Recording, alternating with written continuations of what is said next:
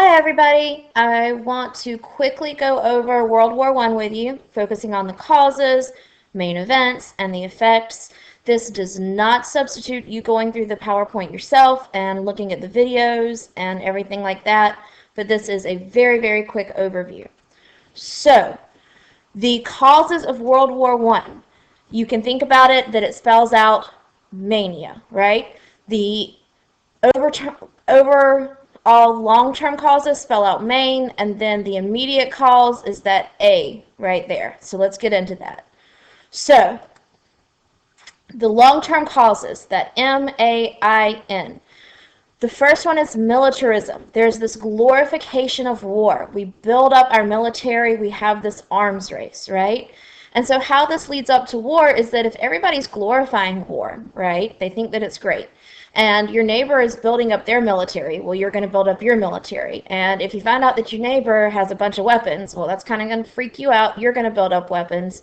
And eventually you're going to want to do something with your military and all your weapons, especially if you think that war is really, really awesome.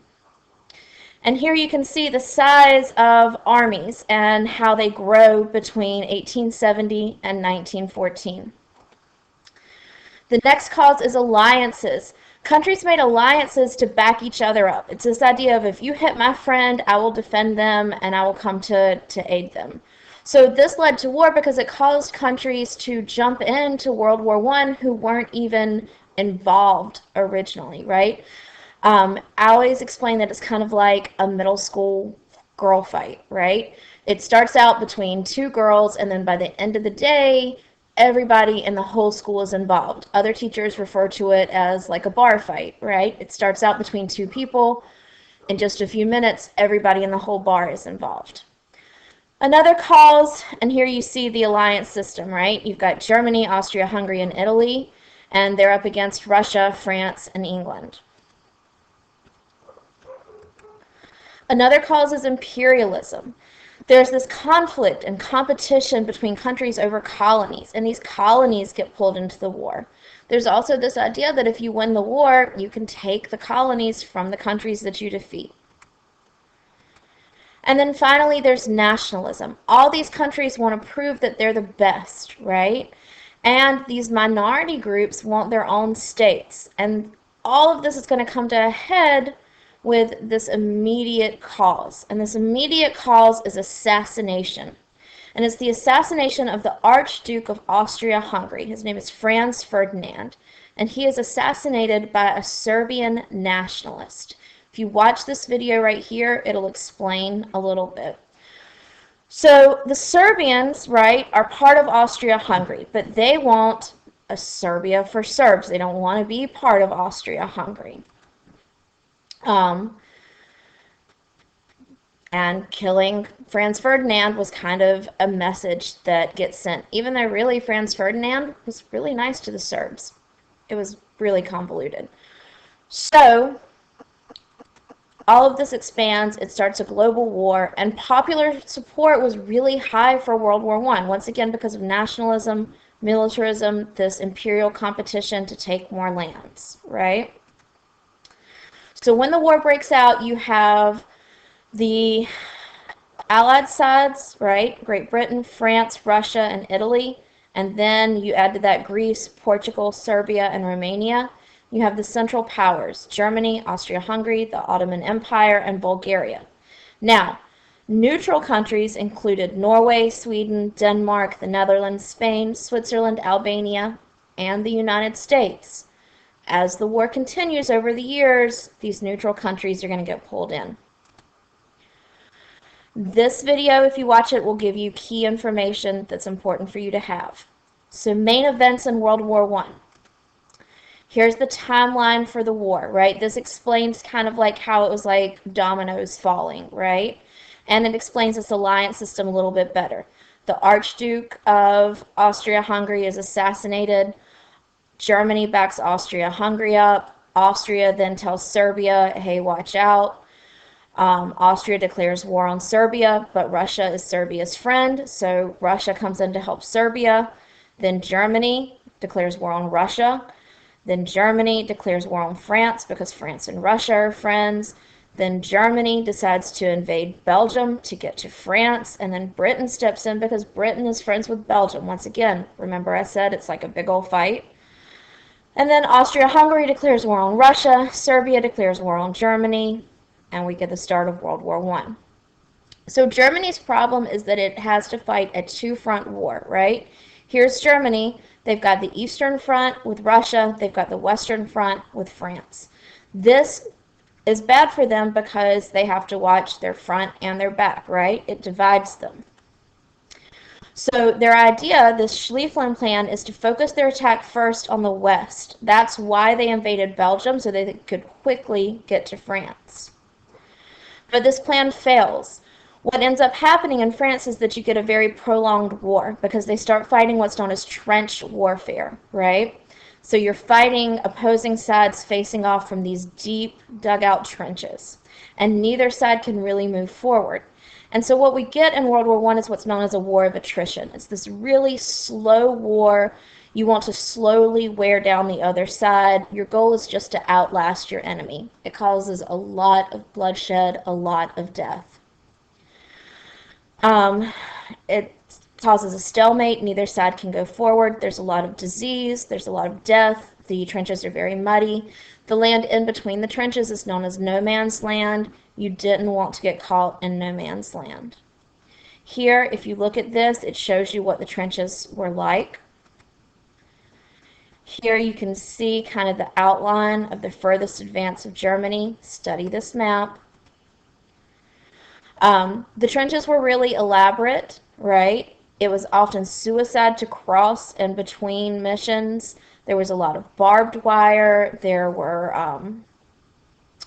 all kinds of obstacles and things that you had to get through, because the idea, once again, was to stop people from coming over to the other side.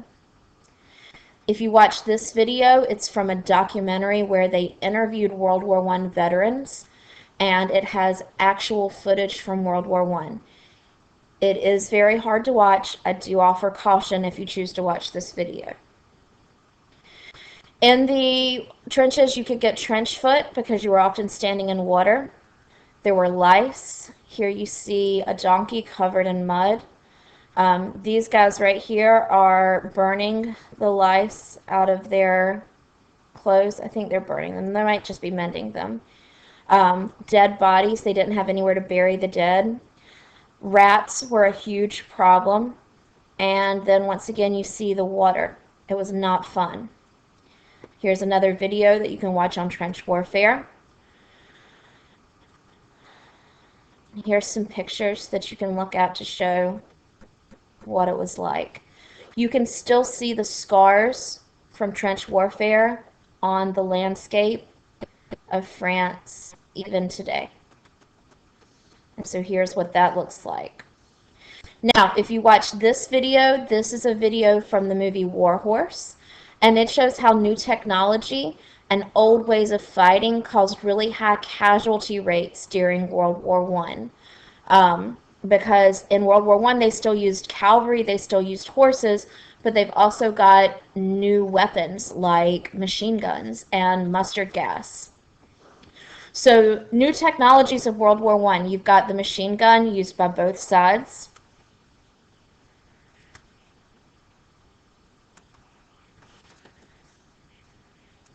You've got chemical weapons, mustard gas and chlorine gas. This is a very slow and painful death. It could blind you. It could burn.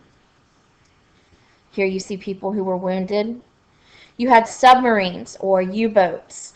This was a big strength for Germany. They used what was called unrestricted submarine warfare, which meant that any boats in the area were fair game for them to hit. And this challenged freedom of the seas and neutrality. This is what caused the U.S. to join the war. We also began to use air power and airplanes for observation and reconnaissance. There were dogfights between the planes, although they were very unreliable. And we used Zeppelins for reconnaissance and bombing. And we had tanks. They were new, not very dependable, but we still had them. So once again, the war was fought on two fronts, right? Western Front, mostly in France, very little movement. This is between the Germans, the Austro-Hungarians versus the French, the British, later the Americans. So when you hear about famous battles in World War I, this is the Battle of Verdun, the Battle of the Somme, battles like that, right? Those are fought on the Western Front. The Eastern Front is very, very brutal. That's more mobile. That's the Germans, the Austro-Hungarians versus the Russians and the Serbs. Russia has a population advantage. They've got more people, but they don't have as many resources. Now, people who joined the Allies, Japan, India, and Australia joined the Allies. India and Australia joined because they are part of the British Empire. The Ottomans and Bulgarians joined the Central Powers. There's a lot of fighting in the African and the Asian colonies. That's what makes this truly a world war. And it's a total war. Everyone and everything is part of the war effort, right? Soldiers, farmers, factory workers, voters, infrastructure. Therefore, everything and everyone is a military target, and this caused very high civilian casualties. Now, one of the turning points in the war is when Russia leaves and America comes in.